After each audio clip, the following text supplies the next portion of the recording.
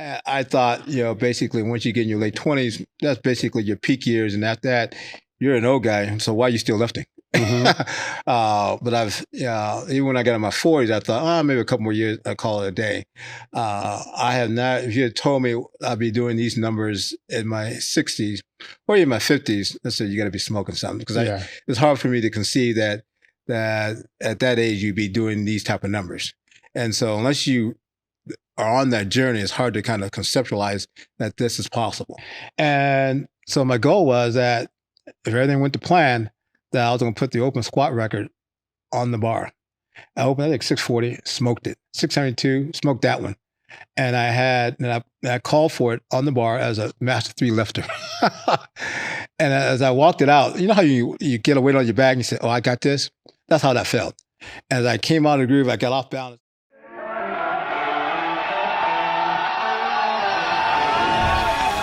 It's time to sit down, keep it real, and cut the bullshit. Welcome to Table Talk. All right, guys, we're back with another episode of Table Talk. Today, my guest is David Ricks. Correct me if I'm wrong, because there's a lot of things here, right? He has set 71 I.P.F records and 11 I.P.F world championships in the I.P.F Hall of Fame and the USAPL Hall of Fame. Husband, father, and grandfather, right? And did your first meet in 1982. 81. 81, right? So open powerlifting missed one. So we'll talk about your first meet and still competing now. That is correct. It's 64. And your last meet was in March. That's correct. Right, That's in correct. March. That's correct. Tell me about that. How'd that go? Well, I'm still recovering from injury. I've got a hamstring injury, and so I took it kind of easy. Mm-hmm. So easy on the squats and easy on the deadlift, and pushed the bench a little bit. And I did like 424 on the bench.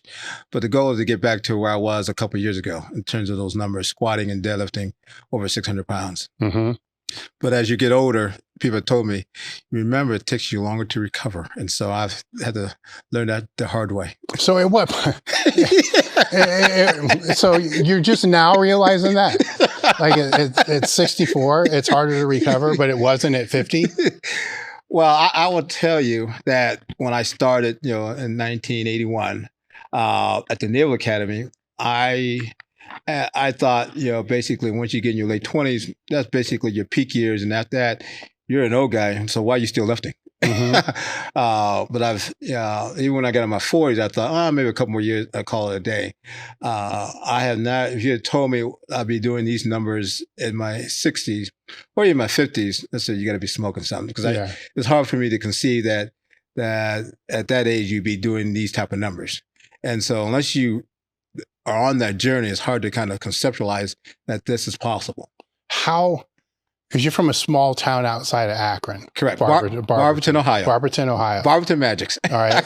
How do you go from there to the Naval Academy? Well, I was fortunate enough that it was a great school system and I had good grades. And my dad, he just recently passed away. And my dad and my mother just celebrated the 65th wedding anniversary, September, and then he passed away a month later. But he gave me a great foundation. He was a former military in the Air Force, but he worked very hard during his career. He was a postman for 30 years, and then he worked for the city of Barberton as a safety director. But during those military years, he knew about the service academies. And so when I was growing up, he says, going to the service academy is one of the elite schools. So he had the magazines for those service academies. And so you look at those and they got, I wanted engineering. But if you look at what you got to do once you graduate, and the back of the book, you got to serve 4 or 5 years. And for a teenager, 4 or 5 years is like a lifetime. I said, no, I ain't going to be doing that.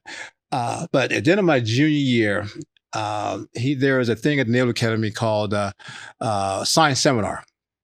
And so they put you on the bus and they take you to the Naval Academy. You spend a week there. I knew nothing about it. But they showed you basically all the big educational programs, especially engineering stuff. And the nice thing, Naval Academy is in Annapolis, Maryland, and the city is right next, is basically the school is right inside the town. And so you're right outside the gate, you're inside the city, walking, nice campus, nice community. when I came back from there, I said, Dad, this is where I wanted to go. And so I focused, and then we looked at, you got to get letters of recommendation, all that stuff. So I started doing all that. And I was fortunate enough to get, a letter of recommendation and nomination from my congressional nomination. And then, so there's about 12,000 nominations. From there, that pool of 12,000 gets narrowed down to 1,000 to 1,200. So nomination is only one part of that. And then that pool of candidates gets narrowed down by the Naval Academy based upon the best qualified candidate to get an appointment. The appointment is your golden ticket to do that. And so I was fortunate enough to get an appointment at the Naval Academy. Now, appointment is one thing. You got to graduate.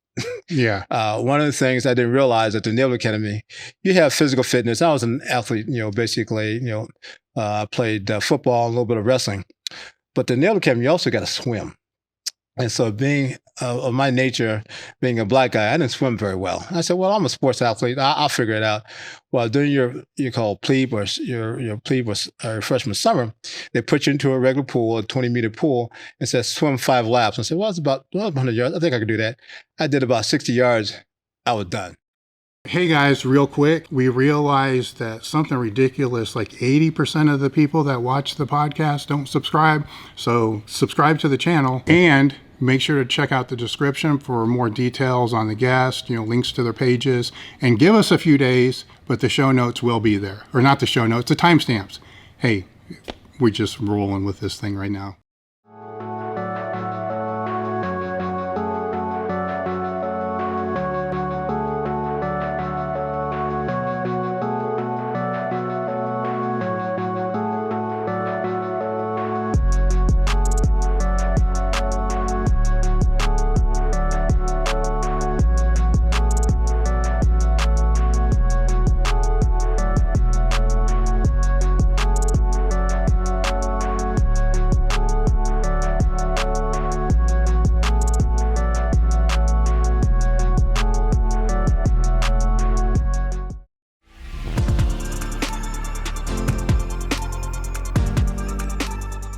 Maybe you've hit your first plateau and you're thinking of hopping on gear, but you realize you're already too small because you're too scared to put more weight on the bar. What do? You can support the podcast and get access to the elitefts Table Talk Discord, which has some of the most valuable information you'll ever get. Access to hundreds of ebooks, assuming you can read. Go ahead and cancel your OnlyFans membership to your favorite bear.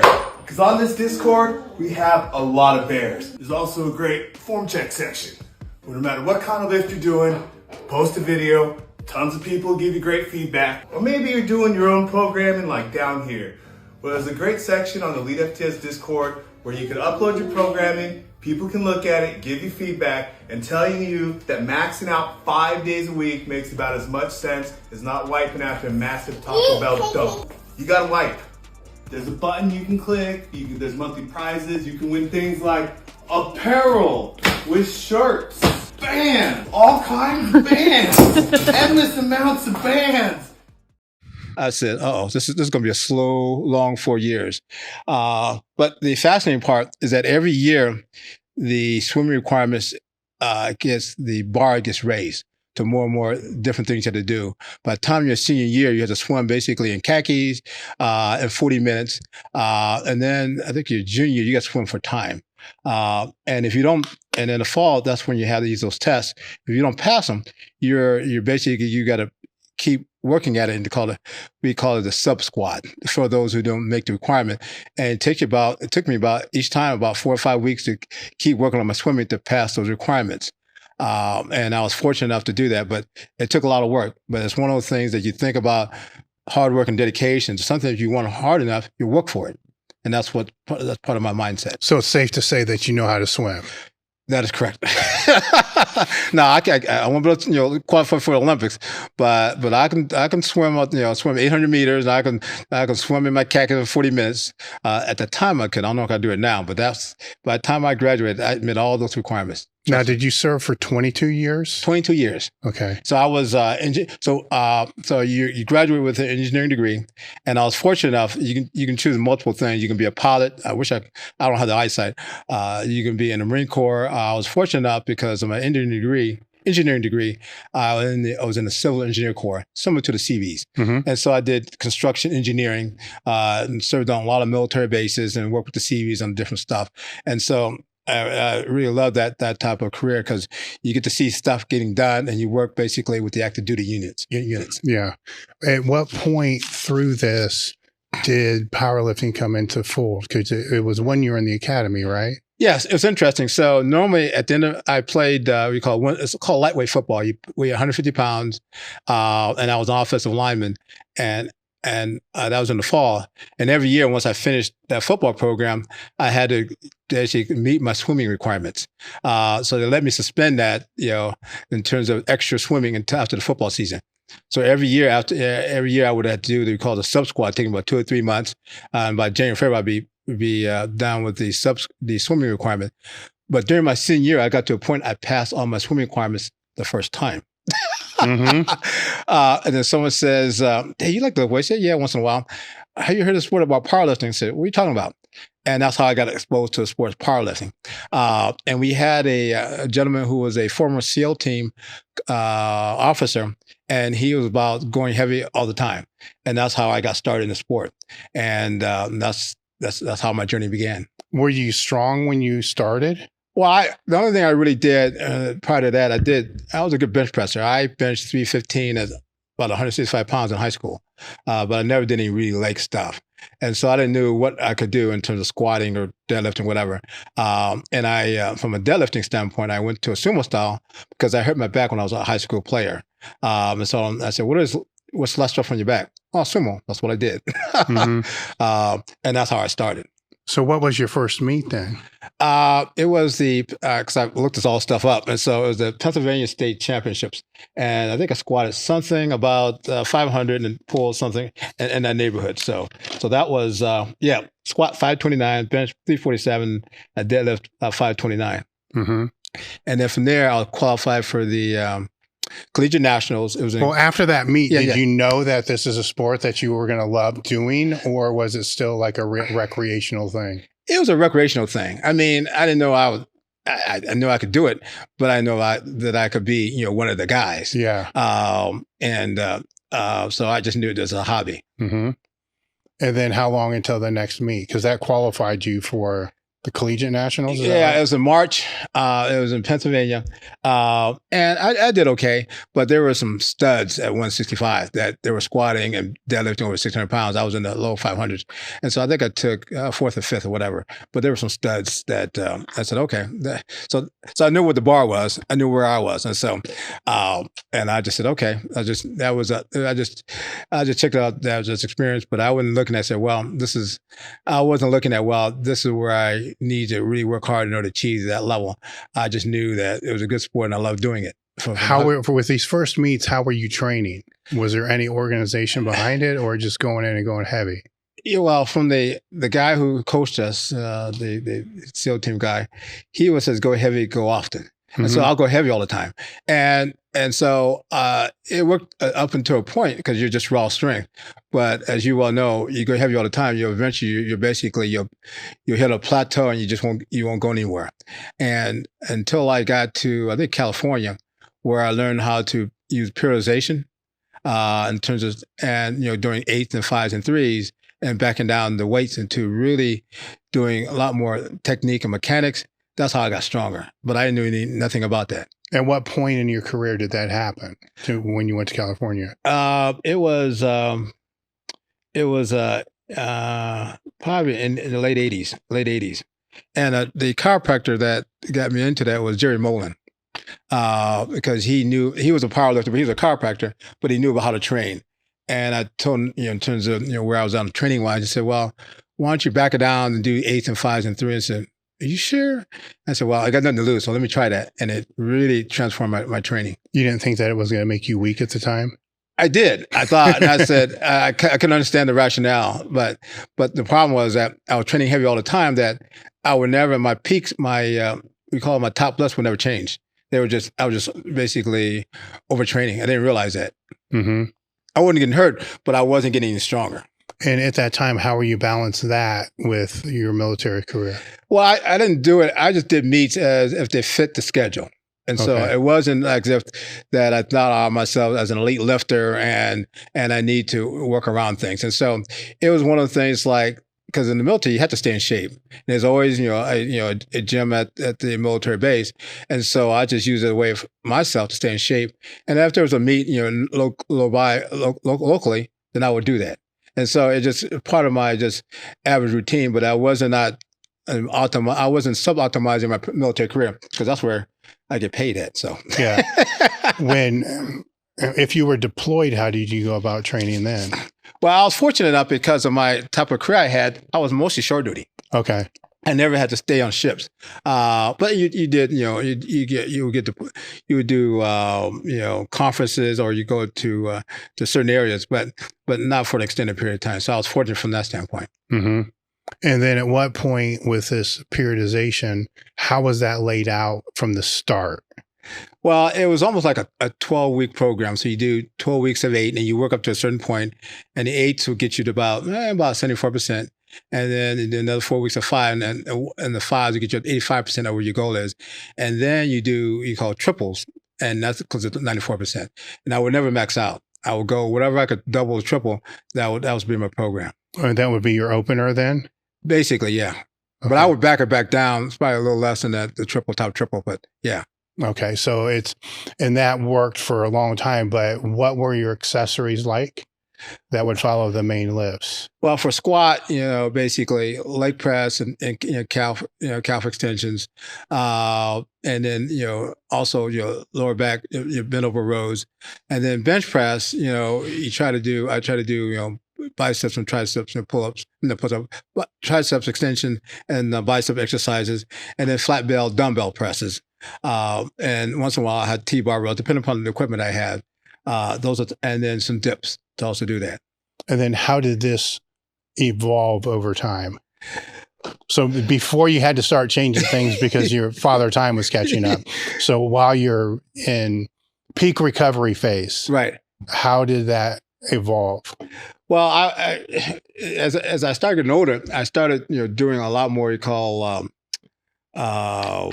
maintenance level lifting and not pushing my call 3 key lifts and do a lot more heavy accessory stuff, almost like a bodybuilder. Mm-hmm. The kind of work we call the supporting muscle exercises. Probably my mid to late 30s, I started doing that. So when you say backing off the main things, you were still doing the main lifts, but you weren't training them that hard, or you pulled them out entirely? Oh, I wasn't training that hard. Okay. So higher rep ranges? Higher rep ranges. I'll do sets of 8 at the high end.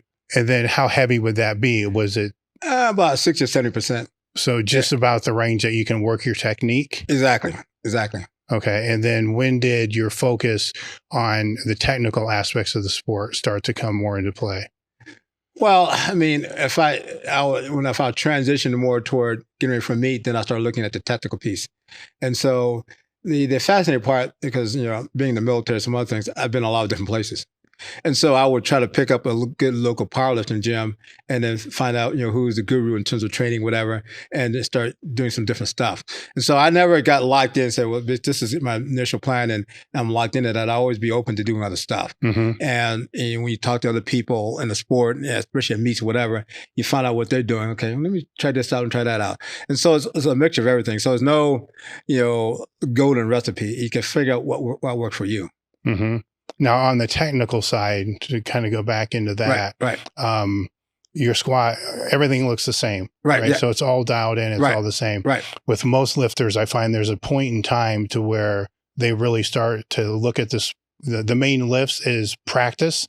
Like when you're a lineman, you had to practice skills. Exactly. Yes. So when did that come to be? And then was that just part of your training, or did you do light days just to work on perfecting your squat, bench, or deadlift technique? That's interesting because it's almost getting to, because I used, starting out, I was an equipped lifter. That's all there was. That's all there was. Yeah. And I thought once I finished equipped lifting, I thought basically I'm done. Mm-hmm. I didn't think I had any other stuff. And so I did equipped lifting till 2014. I was in Arnold, 2014. And I had a great training cycle. I was training at gym in Georgia with Josh Ward and some other stuff. And I thought I was going to squat potentially some 800 at the meet, but I only got my opener. And I had some nagging injuries. And so after that, I said, let me just back off. And plus, I had a job change. I left Atlanta, went to Virginia, Norfolk, Virginia. And so I was kind of a little burnt out. And I didn't think I was going to lift again. I started doing it as a hobby. And then as I got settled in a new job in Norfolk in December, by April, I was getting a little hungry again. I don't know why, but I was older and I was in my early 50s, and I felt pretty good. But I realized that the raw lifting started to become a thing, but it requires a different level of technique. And the thing, I mean, how so? Well, because especially for squatting and benching, you have to look at in terms of how your depth, and you look at in terms of how your knee recovers, some other things, and the aspect that raw lifting is easy to train, and so because I moved all around and I realized I didn't have a good power gym to train, good equipped lifting. I said, well, if I want to do this again, keep doing it, I'll just do raw, see what happens, and that's how I started. And so, did you have to change your squat at all? A little bit. Because I was a little more narrow stance as equipped, and then as a raw, I widened it, just turned the toes out a little bit as a raw squatter. And same thing on my deadlift, because with the suit on deadlift, the suit actually kept me in a certain vertical position, but with raw, all of a sudden my butt comes up, and so I had to really work on the supporting muscles, and that's hard. And what about the bench? Because the shirt's going to be a different dynamic. Well, that aspect, so I had to really work on my tricep and lats in terms of on the bench, and make sure I'm because the shirt keeps you really tight. As a raw lifter, you really get the setup drives everything else. And if you're not set up, you got the right setup where you're tight, everything's tight, you can lose that explosion off your chest. And it took a while to kind of understand that and really work the mechanics so that you be more consistent at it. Yeah. So as you were coming up in the single ply, when was the first world record or the first world championship? Oh, because in world records, there's like 100 of those. Yeah. So right? no. So let me see here. Okay, let's see here. This was 1991. It was the first. So 1991, and that's 165. And there was Dan Austin there, the great Inaba there. Kirk Kowalski was on the team. So I squatted 644, I think benched 48, and I deadlifted 672. And the fascinating part, that year, I had won the USPF National Champion, USPF, and the ADFPA National Championship. And the ADFPA National Championship qualified you for, they had a separate world championship for drug-free athletes. The WW drug-free something. But I looked at the results every year. And normally the U.S. team would just kick butt. I mean, once you win the national, you're pretty well locked in. Whereas the I.P.F, you had a battle. Yeah. And so I had slots for both. And I didn't realize I was going to be doing this more than once. I said, if I only get a chance to go to one world championship, I'm going to go against the best. And that's why I chose to compete in 1991 at the I.P.F World Championships. And I was fortunate enough to win it that year. What did that feel like after you won that? It was almost surreal because, I was just a local lifter. And you read the Powerlifting USA and to see all the top guys and the World Championships. And to be considered that, hey, I won one of these, I thought, ooh, I almost had to kind of check myself. I didn't think I was that good. What came after that then? Well, I said probably the next big one was 94.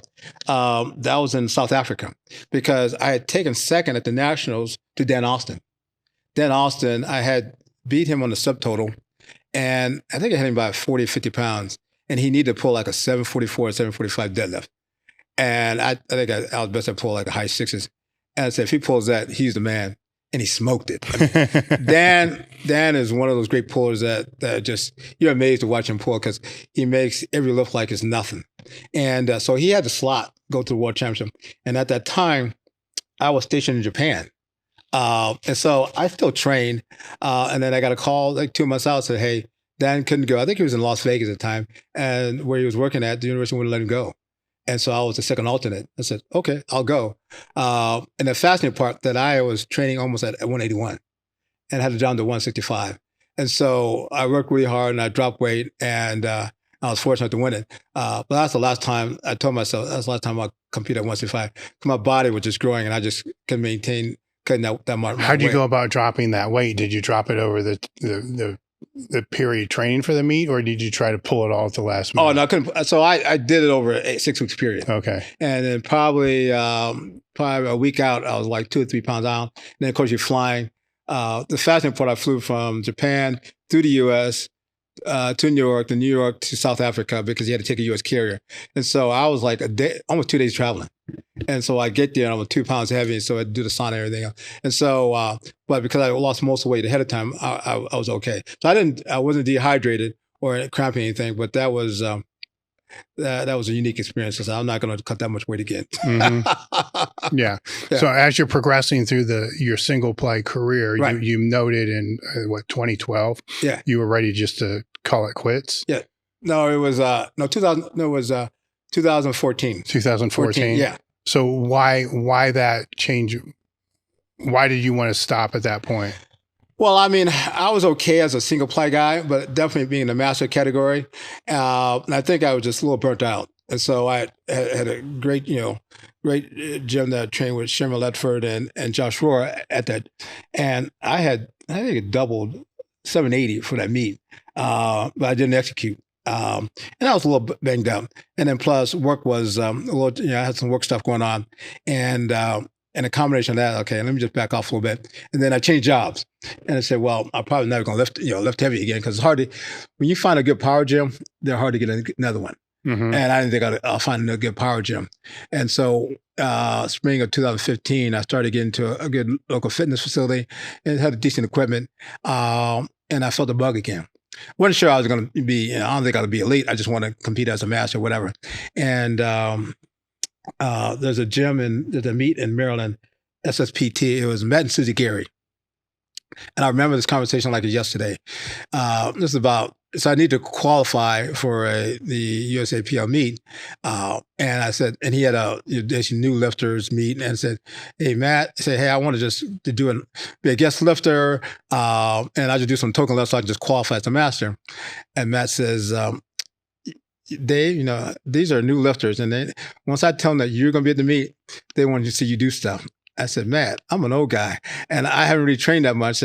Matt says, that's not my problem. That's your problem.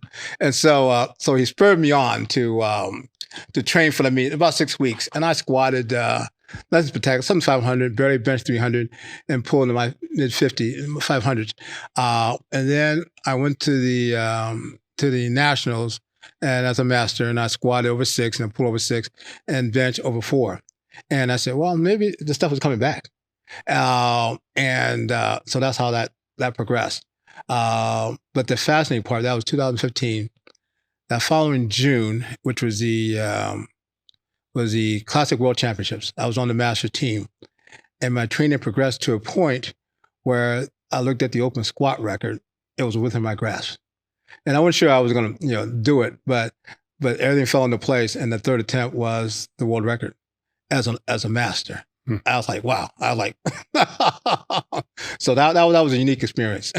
As you were coming up, who were some of the lifters that you kind of looked up to, or I don't want to say looked up to, but you looked to for inspiration, or people along the way that helped you out as far as training technique and stuff like that? Well, I will say, Ed Cohen, he's one of the greatest all time. And so we was on a couple of nationals. I see him at the USPS National. He was amazing to watch him lift.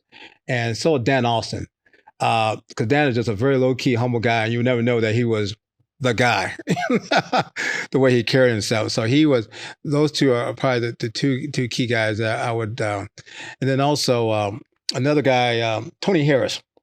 He's a military lifter, but he is, he's really rock solid in terms of technique and how to train yourself as a master lifter. And there was a unique experience at the 2017 Arnold. Tony set the open squat record as a master. You say, okay, no big deal.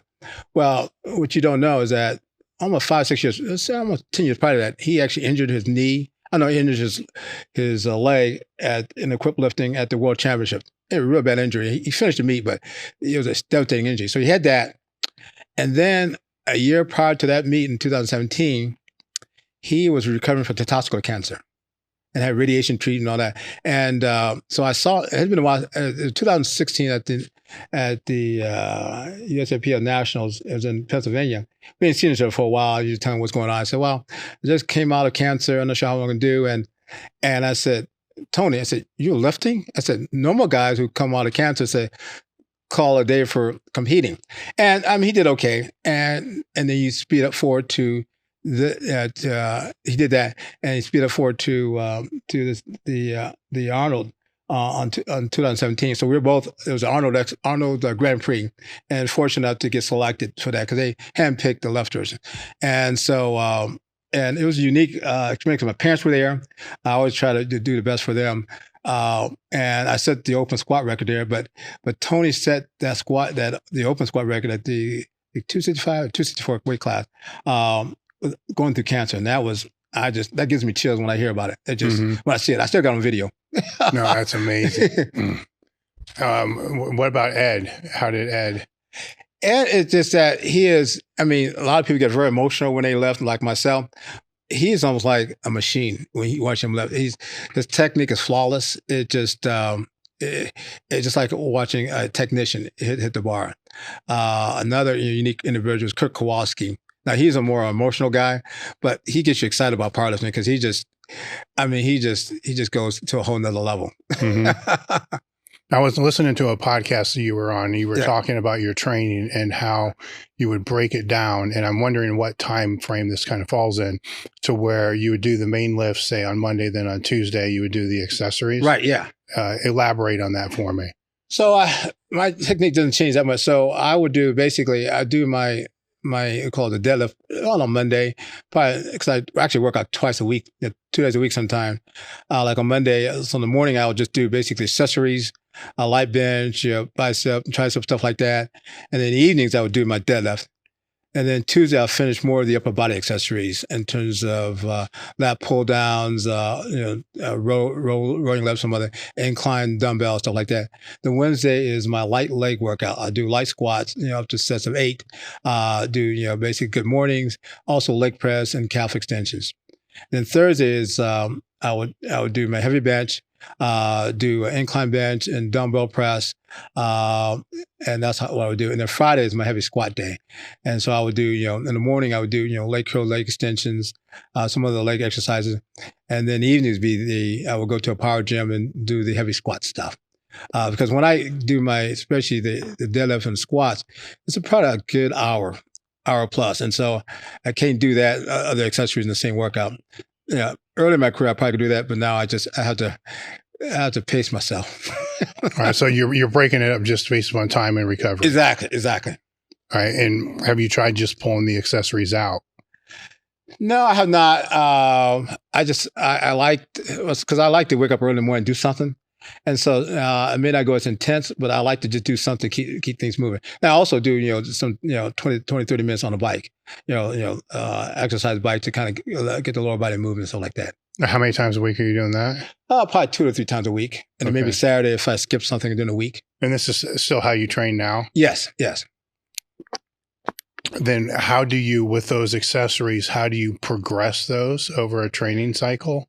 Or do you not even worry about that? Well, actually, I would, maybe on the halfway through the training cycle, I would change some of the weights on some of the accessories, especially the ones that use multiple muscle groups, to kind of put some more, more intensity on it. But during the early part of the cycle, I keep it real simple, because what I found out is that I used to try, pushing all my accessories. Then I found out I was overtraining. My body would just break down. I said, "This ain't gonna work." Mm-hmm. So how would that display itself in you? Well, just that when I get to we call my key lifts, that I wouldn't have the energy. I just feel a little more tired, and so my body just hadn't recovered. Mm-hmm. And how do you progress now the main lifts for? Assuming nothing's hurt and nothing's right and nothing's screwed up. So perfect environment, you're 12 weeks out. Are you still starting at 8s or are you starting at 5s? No, I'm starting at 8s. And so actually right now I'm training for the North American Powerlifting Federation Championships, which is early August. And so, so I'm working at 8s right now, in terms of deadlift and bench and squats. And I'll do it for a couple of weeks, and then I'll transition to 5s. How many sets of 8? I'll work up to a top set of 8. Okay. When I get to 5, it'll be 2 sets of 8, 2 to 3 sets of 5s when we get to 5s. The triple is just a top set of triple, but you pyramid up to that weight. Yeah. So when you start the 8s, how many weeks 8s are you running, and then how far off are you backed off the top weight? Well, probably, so like, for example, I'm doing my top set of 8 is probably at 500 pounds or 510. And so I'll do like 135 for 8, and then 225 for 8, 315 for 8, yeah, 458, and then what are my top sets? Yeah, I'm speaking week to week. Oh, week to week. And so I would probably go up 10 or 20 pounds every week on that. And so I'll make bigger jumps on my squat compared to my deadlift. So when you get to the last week 8s, are those hard 8s, or are they still? Oh, no, they're hard 8s. Okay. They're hard 8s. Yeah, they're hard 8s. And so depending on how my body's feeling. So the challenge as you get to the master is, are you tired because you're old, or you're tired because you hadn't hit the right tweak yet? And so that's a when you're younger, you think, well, maybe you haven't pushed yourself hard enough, and you need to really push through that. But as a master, you don't want to push yourself too hard, and then you have the chance of injury. So you have to. So how do you figure that out? Like, if it's because you're too old, or because you're just not, or you're overreaching? Well, I think the tops. I mean, like for example, the age numbers like 3 to 4 weeks. First week you should be able to knock it out. But the first week you feel like it ain't working, then you don't make that jump to the second week. You kind of stay where you're at to let them see if it's more just a mechanics, whatever, and then so you don't overdo it. Okay. And like for example, I think last week I was supposed to be at I was supposed to do 585 instead of 5. I did 495 for 5, then loaded the bar for 585, and I racked the weight, and it just didn't feel right as I was setting up, and I just called it a day after one rep. And so it just is one of those things. And so I don't do ego lift no more. It just I learned by the school of hard knocks that it doesn't bode very well. How long did it take you to learn that? Right? Because what you're talking about right there is what the one skill set I think every advanced lifter has to learn how to do. Yeah. I call it auto-regulating. Exactly. So I would say probably when I got into my 40s, because, it's the recovery phase and some other things. And so until you, experience the negative aspects of pushing yourself, you don't realize you're doing it. And so, and if it don't feel right, I just shut it down, because the whole idea, you want to come back and lift another day. The world is not going to end because you didn't hit that set of reps for that weight. You just know that your body wasn't ready for the day, whatever that is, and you come back on the day and just start that journey again. But when you're young, you think that when it's written on paper, you're kind of locked in and you got to do it no matter what, or you're just not going to hit. If you're on week number 2 and you don't hit whatever that is, you think, well, week number 10 ain't going to happen because I hit week number 2, it didn't happen.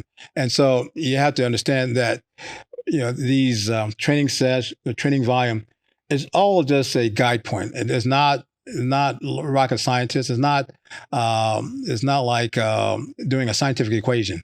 Especially the young lifters, because they see stuff on Instagram, they think, okay, because I did this, then X plus this equal 2. It doesn't equate that way, because you're still young, your muscles still developing. There's a lot of unknowns there. But as you get mature, I use the analogy, like as far as mature lifters, we're like an iceberg that's flipped over. All of our potential is at the top of the iceberg, and what's below the water was what we can squeeze out. And you got to be very careful how you squeeze that last 5 or 10%. If you still have it left. Yes. So if I'm understanding what you're saying is you always know what's supposed to happen the week after. Right, exactly. So you got to, as you proceed through each one of these weeks, you still have to be ready for that next week. So had you pushed that 545 for that 585. 585. Yeah. Now the 605 the next week, it may not even happen because of that. Exactly. And that's what takes that maturity to kind of learn. Also, as you get older, it's harder to recover than when you're 20, you can get away with stupid shit like that. A whole lot of stupid stuff. Which it's sometimes I wonder if it's even worth talking about, right? Because I don't know if, I'll ask you, do they need to experience that to be able to know, or if somebody was advising them all the way around, would it be better? Because I go back and forth on that, because sometimes I'm like, no, if you're young and you're 20, you should probably experience what it's like to beat yourself into the ground. I think experience is the best teacher that you can think of. It is because you can tell people, but because they don't understand the rationale behind it until you tell them, it's almost like you're talking over them. Mm-hmm. They say, yeah, I hear you, but I know who I am. I know my body can handle this, and I'll just, guy, you know what you're talking about. Mm-hmm. So, but until they break down and have problems and say, oh man, what happened here? Well, your body says you did enough. Your central nervous system says I'm on overload. You got to back it off. Well, one of the cool things about 8s to 5s to 3s is by the time you get to the last week of 8s, it sucks, right? Yeah. But the next week is 5, so you're like, oh, this is way better. I only have to do 5. Yeah. Same thing. It's even more gratifying going from 5s to 3s. Exactly. Yeah. Right, because the last 5 is brutal. Yeah, exactly. And then it's like, oh, it's just 3 next week. Exactly. No big deal. Now, when you're in the phase where you're doing the triples, you can run into scenarios to where the first rep feels really, really hard. Yeah. And then you have to decide in that moment, am I doing the other 2 or am I backing down? Because now you're only 4 or 5 weeks out. Exactly. How do you manage that one? Well, that's an interesting aspect. And it really depends upon the environment you're training in. If you're training by yourself, and then you want to be careful. But if you're in a good kind of power gym, you got good people behind you. You can push yourself a little bit and see how much you can do that. But yeah, there's almost like you got to check yourself a little bit in terms of whether or not you really want to grind it out. And so if it's the last week, you don't want to push it too hard, and then save yourself a little bit. And so, and someone who can be your conscious can tell you, because when I was in Georgia, I was training with Josh and Sherman Ledford, especially for that last equipment Arnold meet, I had 78 on the bar. I was going to triple it, and I did one. They're pretty good, and I was going to do 2 more. And Sherman said, "Nope, you're done. Stop." If it was left to myself. Because he said you need to save yourself. Mm-hmm. Because the mind said, well, if I don't do triplet, then I don't know what I'm going to do in terms of what my true top is. And so you have to have someone who can be honest with you and say, hey, you have that in your tank. You don't have to leave it all here at the gym. Now, when you get into the triples, with the squat, are you starting to pull out your accessories and the cardio, or are you still keeping all that in?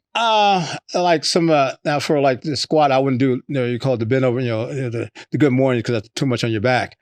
But I would not. I try to keep the same weight a little bit. But I wouldn't try to push myself to failure on the accessories. It's just enough to kind of make sure you get the flexibility in. Mm-hmm. Now, how do you run the deadlift through the whole phase from 12 weeks out all the way? Well, it's almost my deadlift routine and my squat in terms of the numbers, in terms of 8s, 5s, 3s, is almost the same. You just change the numbers.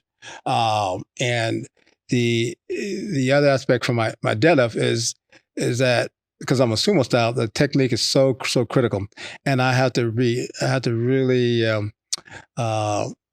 watch my technique to make sure that I can maximize my lift. Because as a master lifter, you can't muscle weight anymore. You really got to be, your technique's got to be almost 99% versus, as you're younger, you could get away from muscling the lift. But for my deadlift, I really have to work on my technique to make sure I can maximize the effort without, trying to overstress myself. So with the deadlift on these sets, is it a dead stop? Is it a soft touch? It's a soft touch. And some guys do you go up, stop, and go 5 seconds. I just don't have the muscle tension to do that. And so I just do a soft touch. Mm-hmm. And so I try to start with a lot of weights and work on the mechanics. So when I get to the upper weights, then I'm pretty well locked in. Now with a soft touch, is the second rep a different hip position than the first rep? It's about the same, but it's interesting because that first start is almost like I'm pulling like a rock. Yeah. And once I get it up in the air and I start doing the other reps, So I'm like, okay, I got this. We can just knock this out. And it's more of a hand grip than anything else. And I think it's just the hip position for the other reps. Okay. What about the bench then? Bench is every rep's about the same. Yeah. All right. So does that progress the same way? Yes. Now I might do more sets on the bench because I want to work that aspect of the muscle. So for like when I'm doing sets of 8, I will go like in my training video I did 315. I did 3 sets of 8 at 315 on my bench. Now the third set, I mean, it really it's working me, but I've progressed when doing that type of thing. And same thing for 5, I'll do 2 or 3 sets of 5s on my bench. Now triples, I'll do a top triple, a top triple or double, 2 triples on the top set. As I get closer, then probably a single triple as I get closer. Okay. So all this is very simplified. Yes. The way that you do that. So the regulation of it is where it becomes the skill. That's correct. That's correct. And how to be able to jump. Now, if you have 2 weeks in a row, like you're doing the 8s, yeah, and you shut it down after 5, but then that happens again, yeah, the next week, yeah, and then what's the pivot there? That's a good question. So, well, you stay the same way. You just now, if I'm if I'm just doing this maintenance stuff, then you can start a whole new cycle again in terms of maintenance level and it work by itself. But if you're training for an event, then you try to keep it the same weight to see how your body recovers, so you can start pushing it again. And so your progression it gets softened a little bit. You don't make as much progression. You try to keep the same weight so you get the mechanics in, and then your body hopefully will recover enough that you get to the end. Also, your body's there. Okay. Yeah, I get it. So the focus shifts right from more weight to make this perfect. Exactly. So I'll say a case in point was 2020 was this is during the COVID year. They still had the Arnold, but it almost canceled it. But they still had the athletes, but didn't, but no audience. And so I was there, and the squat I did, okay, I think on opening squat, I think I missed 684. Bench I did like 430. When you got to the deadlift, opened up in the mid 500s, and then I went to 606, got that. And then I had one more deadlift left. And training wise, 640, 650, and 660 in training didn't move. I mean, literally didn't move. Because I think my body was a little tired. So after second deadlift, basically, I had one more left. And that's really the number I want to pull. And I wasn't going for a placing. I just said, this, I know I've done 650 before in recent past. I said, let's put that on bar and see what happens. And so the fascinating part is I remember this like yesterday. As I walked out to the left, I looked up the mechanics to make sure they were locked in. And I all thought through as I began that left, the mechanics, and it flew off the floor. Now, if you'd have told, based upon my training that 660 did move, 650 did move, and 640 did move, there's no way that 660 would have moved. There's no way it should have. But it just, yeah. So you go back to the foundation of the left itself. Mm-hmm. And now if I had 700 bar, I probably would have moved. But that number was within the range because 606 moved very well. I said, oh, I got something in my tank today. And that's how that went. So. Have you found a correlation to bad training cycles leading to good meets and great training cycles leading to bad meets? Yeah, that's a very good question. Yes,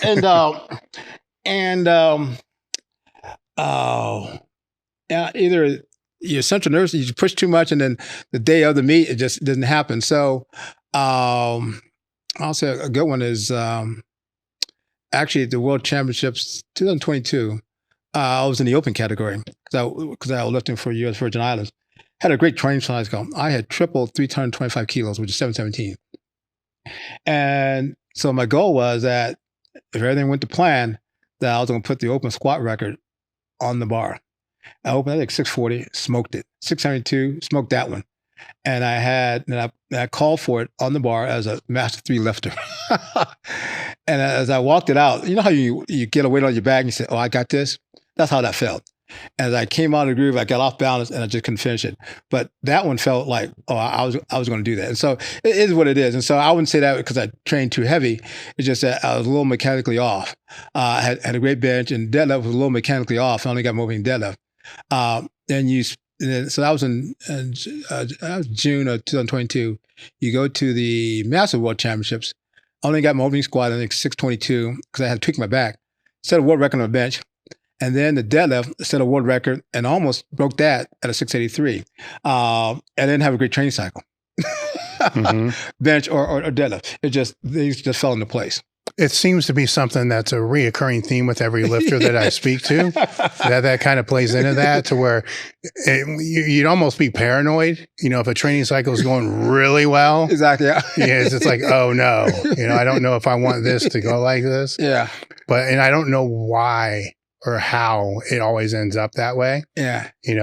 But it does. So it's the advice I give younger lifters is just because the training cycle didn't go as you want, doesn't mean the meet. Because a lot of people may pull out of a meet and it may have been the best meet they've ever had. Exactly. And so I think the aspect of, if you don't have a good training cycle, from my standpoint, you're almost more locked in on the mechanics, because you don't have you don't have any grace to kind of be sloppy at it. And so if you don't have a great training cycle for that event, you're more locked into, especially if it's your third attempt, what that is, that everything's got to be locked in mechanically wise, mental wise, and focus wise, and you see what happens.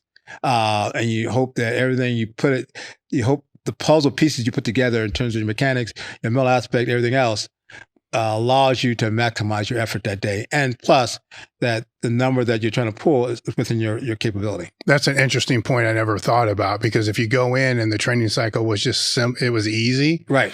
And then mentally you just assume it's all going to be easy. So you may not be as locked in. Right. Because you're taking for granted that it's just going to be like it's supposed to be. Exactly. Or if you're a little hurt, I found that sometimes, like if something's just a little tweaked, right, you're always tighter. Exactly. You're always more mechanically efficient. Yeah. Because if you're not, it's going to get worse. Exactly. Where I can see that going into a meet with a poor training cycle, your only hope, right, is that your mind's right. Exactly. And your technique is locked in. Optimally, you'd want the great training cycle and that. Exactly. Yeah. But I could see how those could counter each other a little bit. Exactly. Because ego and everything else kind of plays into this, which is very. Well, I'll give you another example. Is the squat record that I broke in Australia. And so I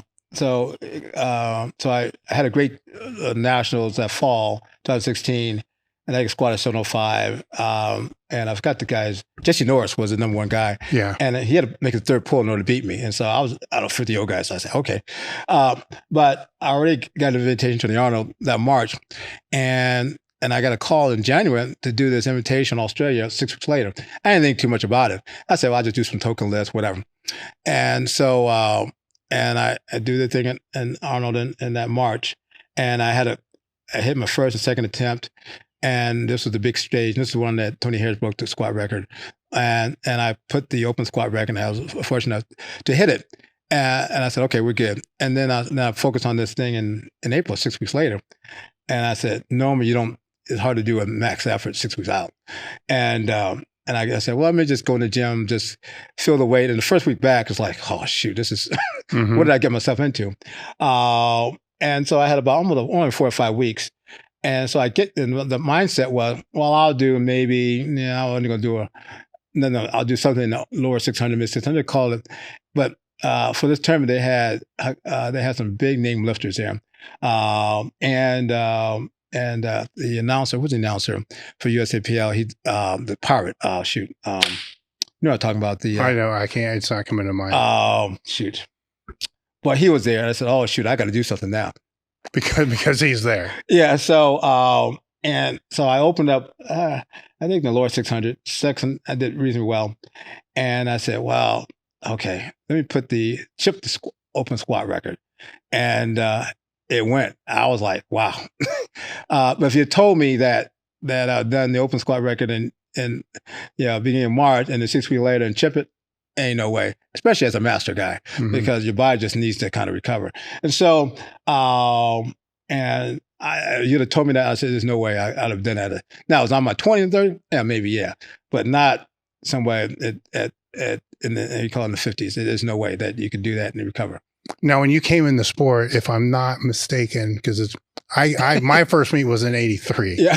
right? So unofficially in '82, it was only just the USPF, maybe the Right. AAU. That is correct. That's Right. correct. That's so correct. So you saw the time of, the I.P.F forming, Right. then what was it, the ADFPA? That's correct. That's correct. That was right. the first, and the USPF still kind of hung around. Right.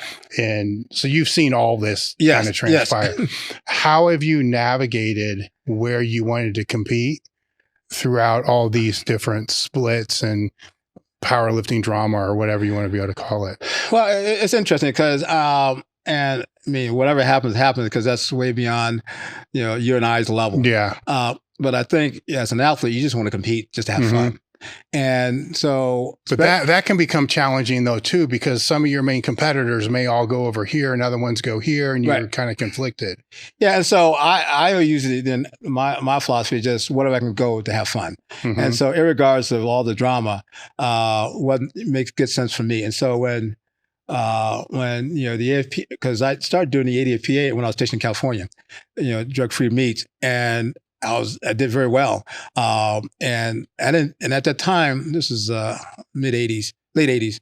I was just doing local meets. I did the meets in Hawaii in the late '80s, and then I got to California and did drug-free meets, and I did very well. And one of the promoters said, Dave, if you'd done the national, you'd have done very well. I was like, oh, okay. And so I did the ADF nationals that 1 year. Let's see here. I'll tell you in a second. It is 1988, and I took second to Martin Beavers, and I was that close. And so the following year, I said, I'm going to train harder, and I did that, and I thought I was going to beat him. And this is come from an experience that when the get into the day, and I didn't drop weight very well. And losing weight, not eating for the last day before you meet, that doesn't work very well. and the other piece of this was the meet was in Pennsylvania, and my dad, he never saw me left. I said, Dad, and he was about an hour away. Can you, when you want to drive? He lives in Barberton, Ohio. I said, hey, I told him about this before, I said, when you come to see me left? And so he drove, and then the day of the meet, everyone had to put the opening attempts, and so Marvin was going to open over 600. And I said, well, if he can over 600, I can over 600. Wrong thought process. And so, being dehydrated, and you had your where the flights are at, and I didn't warm up very well because I didn't time my warm ups. And the opening attempt, when I got underneath the rack, it felt like a ton of bricks, and I didn't go deep enough. Called 3 red lights. Second one, same thing. So third one, I sunk it and it didn't come out of it. And so I was really disappointed because I said, I trained all this effort, and I thought I was going to be at least second or potentially win the thing, and got nothing. So I was really frustrated, and I said, maybe this ain't my sport.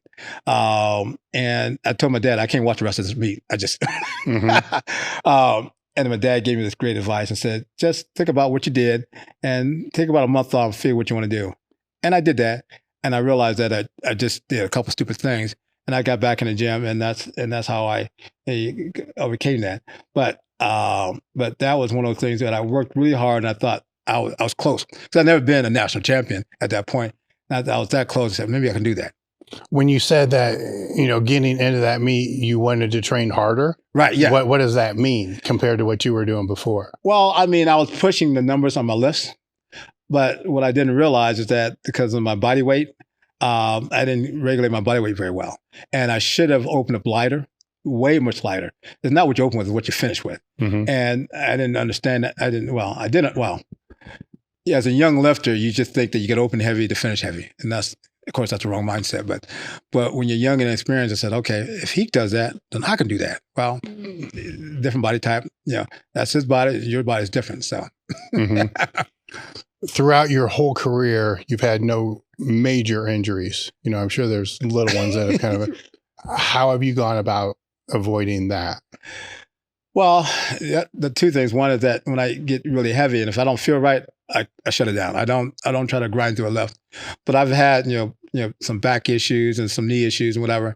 And I always, when I get into call a power cycle, I try to get to a chiropractor, once every month. Currently, I go to Dr. Damien Franzella, Chairman chiropractor down in Coral Springs. He actually just won the Bench Worlds as an M2 lifter, as a 74. He's a great lie. But Jerry Molan got me into going to a chiropractor. I heard about it, but I didn't trust him. But he says, and because I hurt my knees doing a sumo deadlift, and I had a knee within less than 2 weeks away. And he took care of me, and then because I had a wide stance, I had weak arches. And he said, Dave, you need to kind of have arch supports. And once I did that, the injury never recurred itself again. Really? Yeah. But when I was in Charleston, I did the same thing. I was a little overtraining, and I was pulling, I think about sumo deadlift, about 680 something. As I pulled, I felt a tingling sensation go from my left hip or down my leg. Of course, I dropped the weight, and then I felt more tingling. I said, well, that's not good. And I was like 2 weeks out from a meet. So I went to the local chiropractor there, and he was a power lifter too, and he really helped me out. And he said, your hips are out of alignment, which caused your sciatic nerve to get inflamed. And so he did the tissue work and the hips alignment. And said, well, I need to pull out the meat. He said, no, you need to stay light and stay the flexibility and see how it works. I said, yeah, right. And so I did all the things he asked for, then pushed myself. And then I think it was Texas, I think.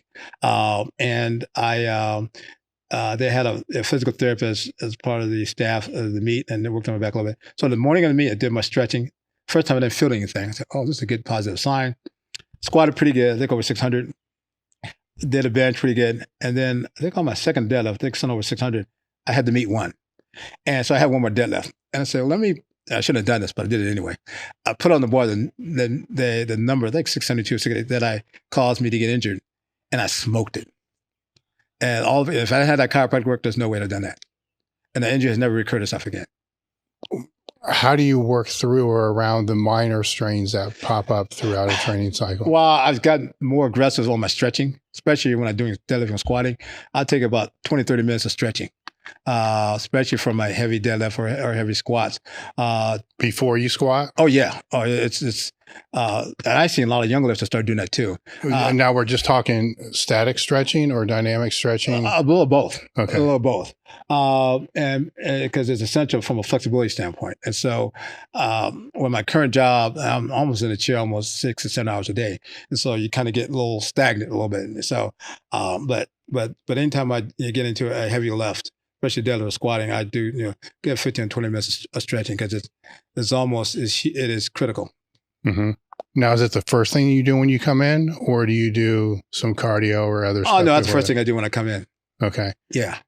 And every session, and do you do those on days off as well? No, just especially when I'm doing squatting or deadlift, I do those. And I do a little cardio in the morning when I'm doing just any simple stuff that kind of just get the heart rate up. Mm-hmm. Then what about your nutrition? Oh, that's so I'm not like a bodybuilder, but I try to eat a good balanced diet. But I do take supplements. I take some whey protein, glucosamine chondroitin for your joints, some creatine, concrete creatine, omega-3 for the heart, C complex, which is for your C complex and B complex for energy, and turmeric for your joints, and aminos, free branched chain aminos. Mm-hmm. Because what I have found out just for myself personally is, especially as an older lifter, you can eat a good balanced diet, but as you start training, your body needs all this extra stuff, and you need to. If you really want to train, go heavy. If you're just not training intensely, then a good balanced nutrition is more than enough. But if you started to really, start trying, train to powerlift, to push the muscle systems and all like that, especially central nervous system, you need to make sure you get some good supplements to help the body along that journey, especially talking 8 to 12 weeks. Will you pull that out post meet and then bring it back in for the next meet prep, or keep it in all the time? No, I don't do it. I only do it when I'm doing meet prep. Okay. Because if you're not training heavy, then it's great, but your body's not fully utilizing all the stuff. Okay. Mm-hmm. After this week, every week I'll be doing this stuff. And so I think it's critical from a lifestyle standpoint, but it's allowed me to continue this journey, still doing stuff. So we'll see how it goes. What does your training look like right after the meet? Oh, I really shut it down. I may go in the gym a couple of days and do some light cardio and some really light stuff because I just want to just move the muscle. I'm not pushing anything, but you want to kind of work the mechanics, but I'll say you call it's almost like a light day workout, 2 or 3 times a week for a couple of weeks, and then you start what we call a maintenance level after that. Okay, so I'm looking this is in phases. Right, yeah, yes. Right, so you have the triples, which is like a peaking phase for the meet. Then you have that recovery phase, then the maintenance phase. Right. That maintenance phase, I assume that's going to last as long as it needs to last until the prep for the next meet. Exactly. So now if there's work, injuries or something like that, and how long has that maintenance phase had to have been for you? Well, I mean, I like to do a maintenance phase almost 6 to 8 weeks, and then try almost like not a full cycle, like a little mini cycle to kind of test the body. So what's that look like? Well, I'll go to sets of 8 to sets of 5. Yeah, and I'll do it over maybe 6 to 8 weeks. All right, so it's like the first half of basically. Yes, basically enough to push yourself, but you're not going to high. I'll say above 80%. Okay, yeah. Then after that, would you go back into a maintenance phase? Go back to a maintenance phase. Okay, yeah. Okay, this is starting to make sense now, right? So, and then that would just continue to rotate exactly until meet comes around, and then you do the full cycle, and then you kind of work up. Okay, and then how many meets a year do you try to prep for? Oh, see, right now maybe 2 to 3 meets a year. So I did the U.S. Virgin Islands as a kind of like a test meet. So right now I'm registered for the North American, which is early August. Next potential meet, if I do it, it'd be the Masters World Championship, which is in South Africa in October. So depending on how this prep cycle goes, then I'll see what I'll do that one in October. When I was younger, I could probably do 4 meets a year, but now maybe 3 meets a year is really pushing it because of recovery, and then especially if you're looking to push yourself. If you just want to just do enough to say, hey, I want to compete in a meet, you can do more than that. But if you want to really push your numbers, then you have to say pick your opportunities to know that your body is ready. And so, just like I said, in 2022, I did the World Championship as an open lifter as a M3. That was a unique opportunity. And I, like I said, had a really good training cycle, especially squat. And then I did the Masters, and actually my bench and my deadlift were better than I did the one in June. But I had time to do both of those. So, what would you say are some of the things that younger lifters that you see could optimize or do better? Well, I think I know from a training that people like to do heavy singles, the max out. And when you have a high recovery rate, you can do that. But I would go on like Ed Cohen says, you get so many heavy singles in your career. When you're young, it feels good because you can test yourself. But as you get to a certain point, you should have the confidence that if you can double or triple weight, you know that number is there. So why push your central nervous system to do that? Now, if this is off season, you just want to see that's good. But continue on and on, you will get to a point where those heavy singles will come back to bite you. Now, if those heavy singles are kind of like at 80% or 70%, that's one thing. But when you're at 94, 95% and pushing yourself or trying to do a max attempt, every 4 weeks, I think you're suboptimizing yourself. I mean, you get a great ego boost, but in terms of if you want to make this a long journey, I would recommend that because I used to do that heavy singles, push my squat and whatever, and I realized that between cycle and cycle over a period of years, I just wasn't getting there. So I backed it off to when I would do my heavies would be a triple. If I can't triple it, do a double, then I know where I'm at. But I never, and I don't know last time I really truly maxed out as a left. It might have been in a triple, but I only got one left. Then that tells me, okay, this is where you're at. So when would be the last time you missed a weight in the gym? Oh, jeez. It's been well, in terms of max attempt or in terms of just doing reps? Max attempts. Or doing reps as well, I suppose. I kind of know what the answer is going to end up being, but I think the listeners need to hear it. Well, it happens often. I mean, it happens often. I mean, just like last Friday, I was supposed to do 585 for 5. And I did my warming up, 300, 100, 200, 350, 4, 7 felt pretty good. And then did 496. I did for 5. And I put 585 on the bar, unracked the weight. It felt a little heavy, but set a little off. And it was a grinder. And I had spotted it. I said, let me just rack the weight, call it a day. But I didn't, and I could have said, well, let's wait another 10 minutes, do it again. I said, no, let's call it a day. And so the whole idea is that. So you really didn't miss. No. You just stopped the set. Well, and so the idea is that whatever your program is, it's not like this is something written in blood. That if you don't hit that number, all of a sudden, the other 8 weeks, it all shot to hell. Mm-hmm. Okay, that's not the case. This is just, it's what you had that day. And for one reason or the other, you could have been strength well off. Whatever that is, it didn't happen that day. And so you just come back another day and something like that week didn't happen. And so you got to have that mindset of reattacking it. And when you, as a younger lifter, because you don't have the confidence that you hit these weights, you're kind of in that gray area. And so your coach is supposed to help you through that unknown area and kind of hold you back, so that day, by the time you get to the day of the meet, you have something in the tank and then you can hit that weight. Mm-hmm. What about missing a single in the gym? When's the last time that happened? Oh, jeez. Well, so I never. It's been over 10 years that I tried to do a max lift. Yeah. Yeah. But no, it might have been like a deadlift, it might have been a triple, whatever. It only got 1 rep. But the goal idea is this was doing for reps, Mm-hmm. not a max attempt. So, Mm-hmm.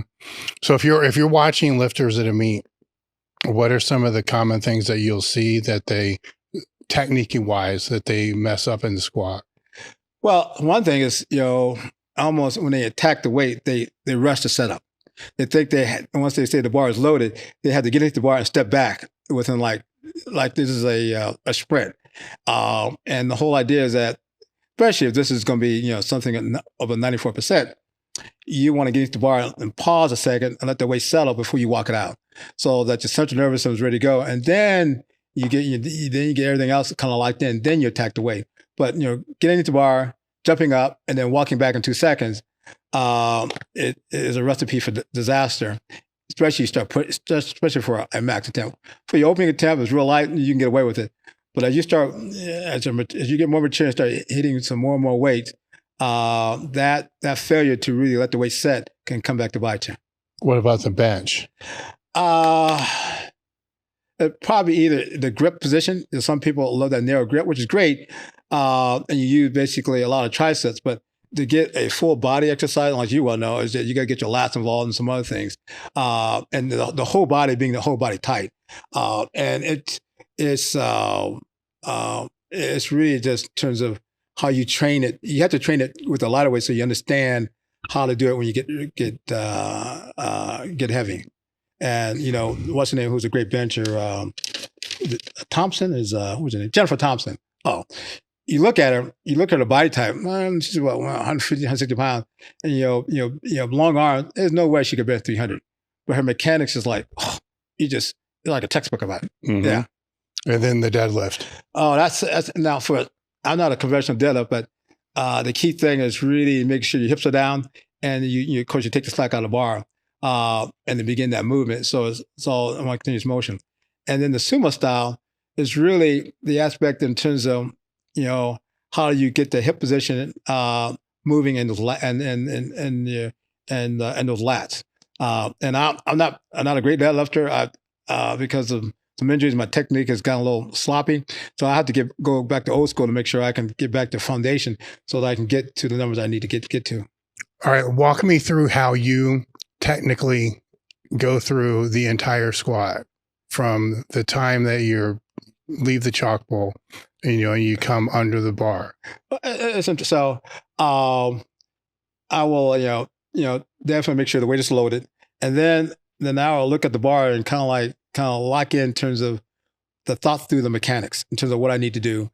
And then of course you grab the bar, and then as you get underneath the bar, feet are together tight, and then you stand up and you hold it about 3 or 4 seconds, let the weight settle, and then take 2 or 3 steps back. No more than that. because you're not walking a marathon. Now, before you take it out, how much pressure are you putting on the bar to make sure your feet are rooted? What do you mean? Are you testing it? So once you get underneath there and you're locking your upper back, how are you getting your upper back tight? Oh, once I grab the bar, I'm kind of like push myself up into the bar to make sure I'm locked in. Yeah. And so the aspect is that you need to have the bar height so that when you step underneath it, you can't wedge yourself underneath the bar. You should never get underneath the bar and you got to get on your tippy toes, got a bar. Yeah. You're I've seen that done too many times. So you need to get underneath the bar. So you're wedging yourself underneath the bar. And so that when you basically lock your legs up, the bar lifts. All right. Now, are you pulling your air while your hips are back, or do you pull your air after you slide your hips under before you pick? I pull my air. Once I stand up, that's when I pull my air. Okay. Yeah. So I get the hips up, stand up, and then I take the big chest of air. Then I walk it out. And then once and then I look at, 1 feet after, and then turn in my toes and turn the ankles I think is necessary. Look up, and then I take that second chest of air. Then hopefully I get the squat command.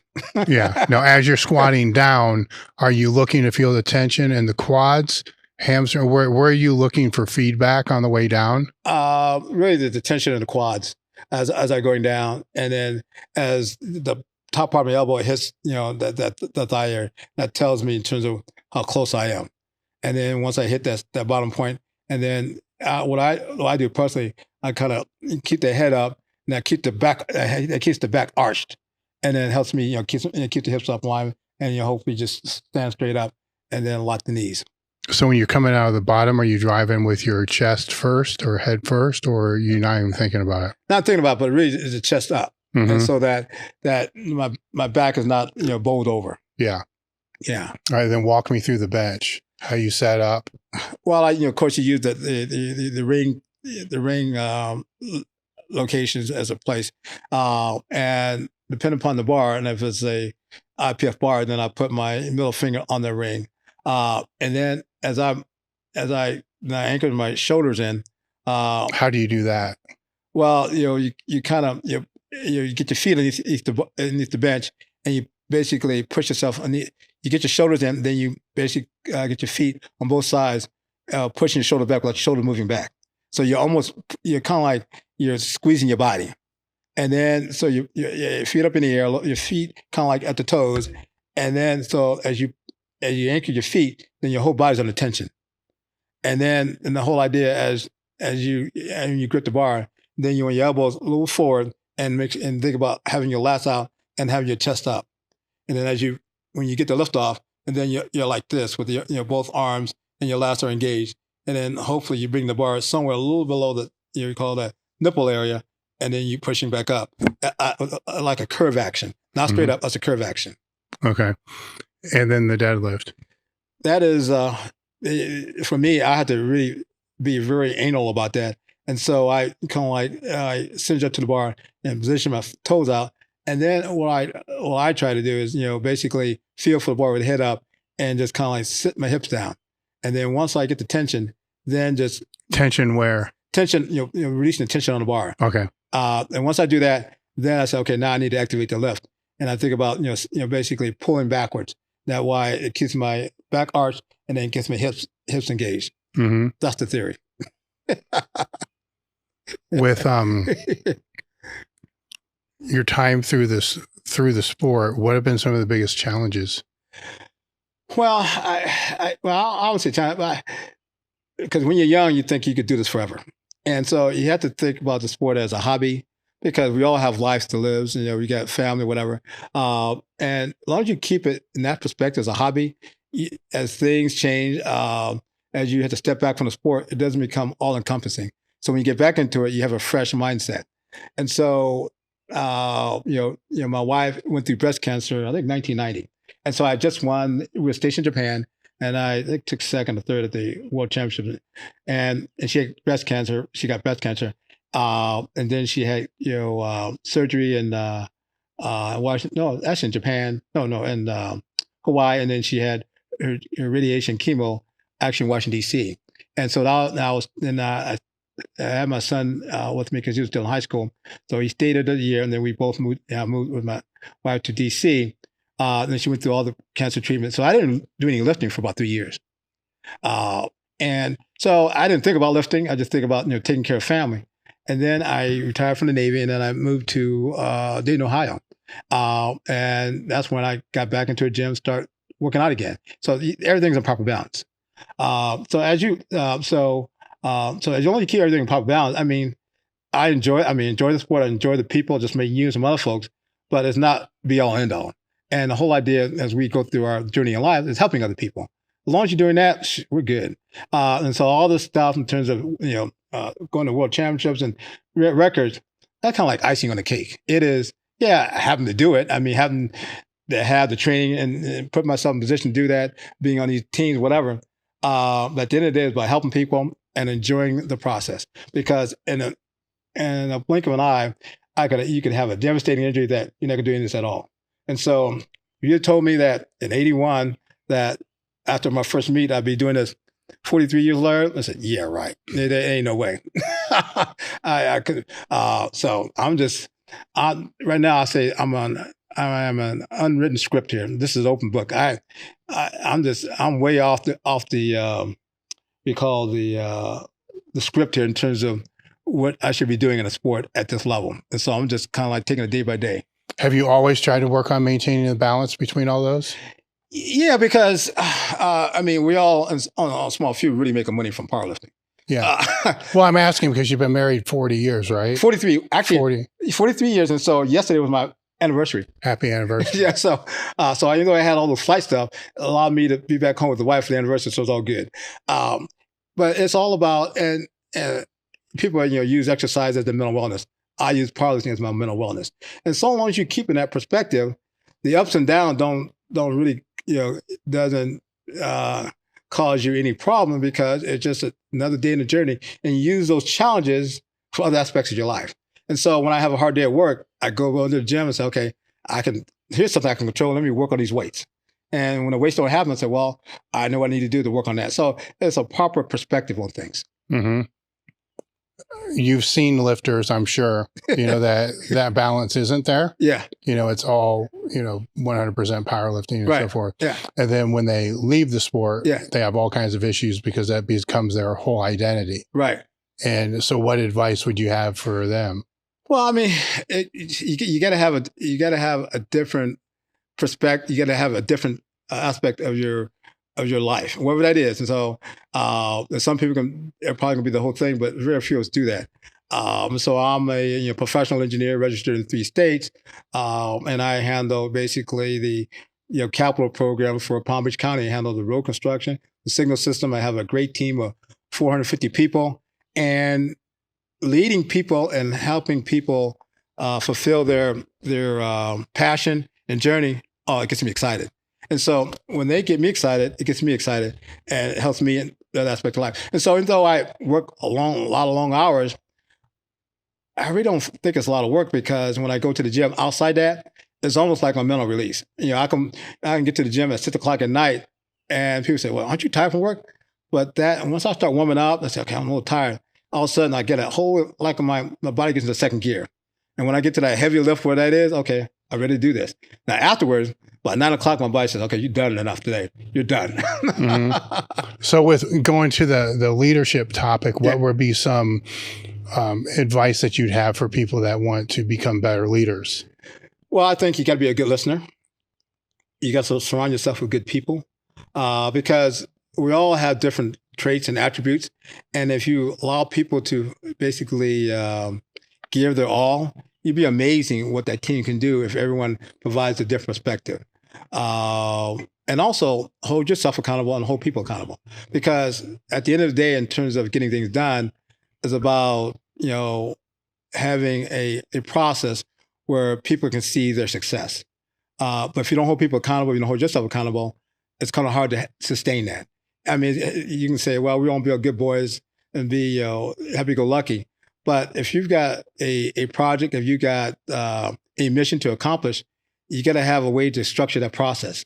And as a leader, you've got to lead by example, by holding yourself accountable, and then also not being, basically a micromanager, but give people, hey, here's the roadmap I want you to follow, and check in with me as you go through the roadmap. If you got some help, challenges, tell me how I can help you.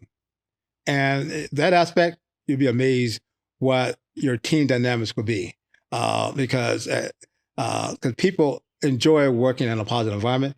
They work where they feel needed. They enjoy understanding that they have value in terms of the success of the organization. They can see themselves in what they do. And so now how does that translate to, being a powerlifter? What it translates to is keeping yourself accountable. And some people are into fitness in terms of, walking every day or whatever that is, and keeping a good diet, because it's hard to lead other people. You can't lead yourself. And so that's what I charge myself. I've got to lead myself. If I can lead myself and show people this is what I'm doing, so I hope you can follow the same path. Does your son have any aspirations in powerlifting? No, he's a bowler, and he's actually a pretty good bowler. And so, and then I got a granddaughter who's be 13 in July, and she's a musician. She's got her band concert. They had a band camp. She plays the French horn. So tomorrow is her band concert, but she does softball and volleyball. So she's in a little bit of sport. I try to get into powerlifting a little bit because she spends the summer with me every year. So she understands the weights, but she ain't into it yet. So I have to slowly get into it.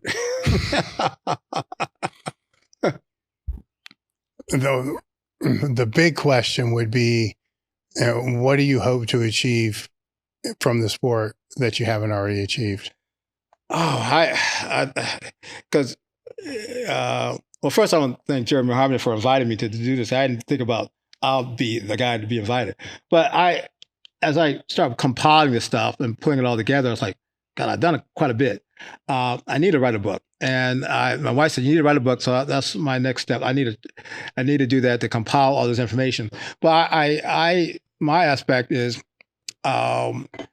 as you get older and you understand that people need to follow their own path, and what you want to do is to give people some lessons learned, because everybody has a different path. But if they can see what you did, say, "Oh, okay, it's different. Maybe I'll try something different like that." And so I want to guide people along their journey, and they may not be the same. But when I started, there's no way I thought that had all these records and records, whatever. But I kept it very simple. I didn't think about, being on the cover of, USA, Powerlifting USA, and 4 times. Okay.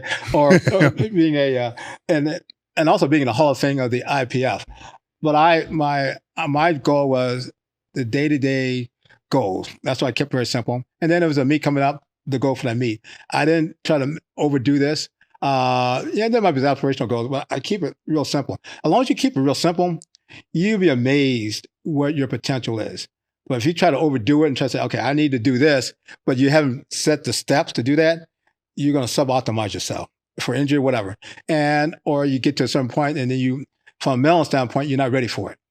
So, and as long as you have a proper balance in terms of your work, lifestyle, and church, whatever, it's all it keeps it very simple, and that's what I would say. So, what would the mental chapter of this book look like? I would say the mental chapter is how to be focused on multiple levels. Because some people are focused on lifting, but when they do, when they at work or some other thing or their schoolwork, they just have a logic.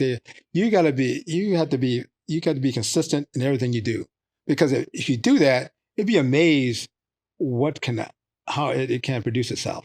And so, just like I talked about my job, whatever, I have a whole lot of talented people, but they're all experts at what they do.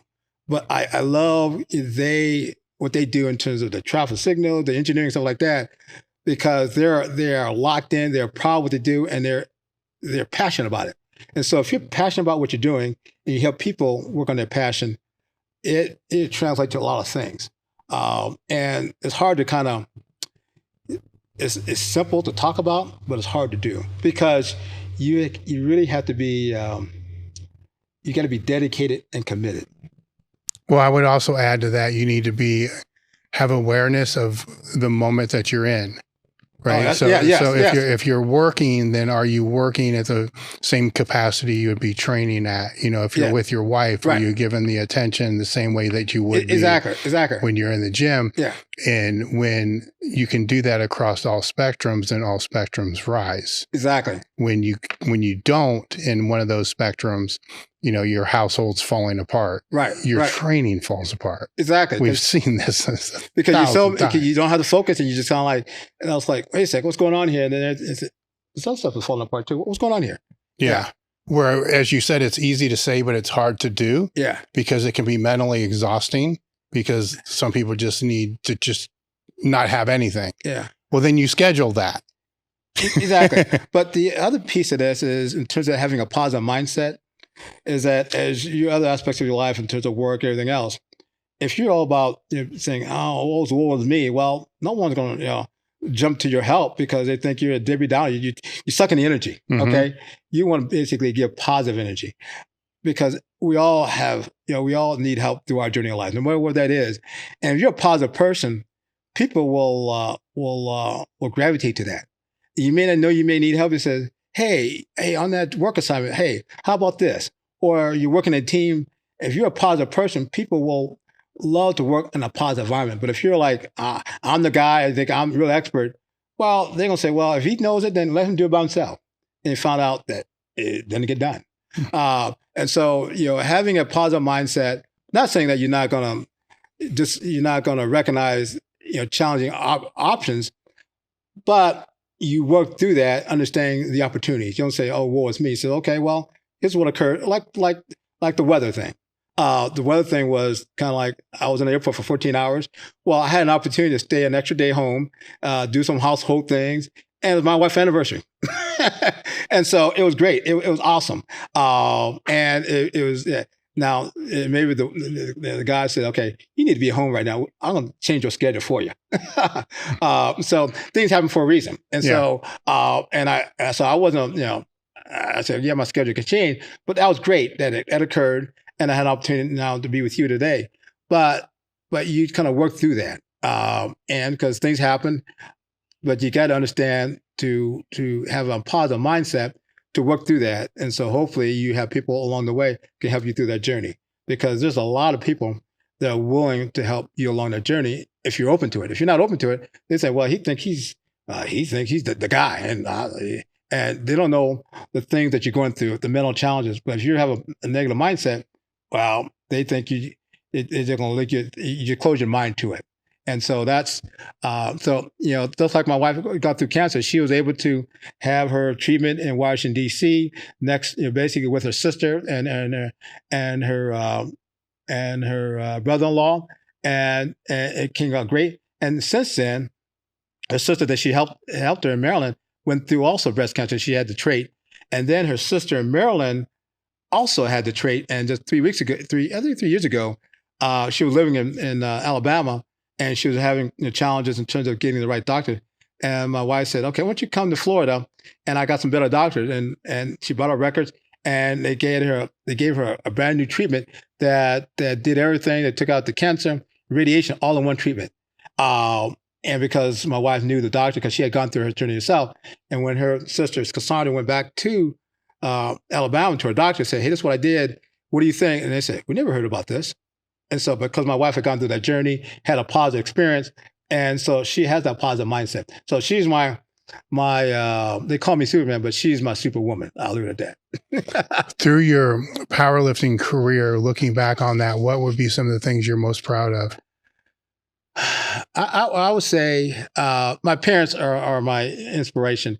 And so have them see me lift at a high level, and have them see me hit that world record, that was kind of unique. But I would say that meeting all the people along their journey, that's really the whole life circle thing. So I mean, it's great to be on the platform, just one of the things, but the people you meet on the way and understanding the things that they're doing and their life thing, that's almost priceless. Because at the end of the day, no one cares what time you're in. But it's the people you meet and the impact you make on the sport, I can't say enough. Is there any lift that you look back on that you'll always remember doing? That world record squatting from my parents. If you'd have told me that when I was, 1981, that I'll be in my 50s instead of open squat raw now, because I never lifted raw. Because when I started raw in 2015, I thought, man, I'll do okay, but I didn't think I could be at that level. And so, but my journey was really short in terms of what I thought I could do. But every year I got better and better, and then all of a sudden, 2 years into it, I had the opportunity to break the open squat record. And to do that, because I didn't tell my parents I was going to do this. They knew I was going to be there. And they said, "Are you going to hurt yourself?" I said, "No, Dad, Mom, I got this." But do that in front of them, that was priceless. I'll leave it at that. And you've said a couple of times that, and when you first started powerlifting, you could never really see yourself at that level. I mean, you just said again, with this world record, you can never see yourself at that level. You've obtained those levels, so what are the attributes or the qualities that you think made that happen? Because this isn't important, right? Because anybody that gets into any new endeavor or powerlifting or any sport is going to get into it, and they're going to see who the top lifters are, and they're going to immediately think, man, I can't be at that level. But it doesn't mean that that's true. So what are the attributes that you have that was able to make that to come to fruition that somebody that would be listening to this would want to work on? I would say, like, you got to be committed and you got to be dedicated to the sport and keep your goals simple. Because earlier today, you used to read Powerlifting USA, and you see all the numbers in the top 100, and you look to see your name on the list, and you way down the list. And so I never thought I'd be the guys, Gene Bell, Ed Cohn, Kirk Kowalski, because those were the elite guys. But as you start doing those simple goals and keep it simple, you'll be amazed what progress you can make when you're looking back on it 2 or 3 years later. But if you say, okay, now if I said 1981, I want to squat 700 pounds, and when I'm 40, I said, yeah, right, that ain't going to happen.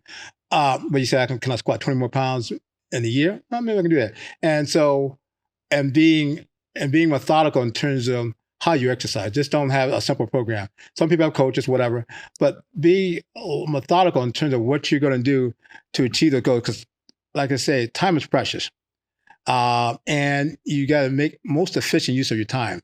And so when you're in school, you got a lot of time, but as you graduate school and you become a professional, whatever that is, your time is limited. You either do it early in the morning or the evening. You can't do it at lunch. Yeah. Especially if you want to be an elite athlete. And so you only have, an hour in the morning potentially, maybe an hour and a half in the afternoon. And so how do you maximize that time? And then if you have family or other thing, your window gets very short.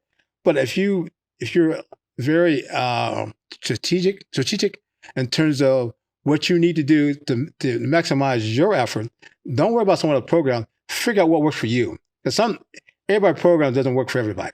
And so there's some false starts, whatever. It's okay that, because this is a journey, and you figure out what works for you, and then you just work the program, work the plan, and things will happen through life, whatever.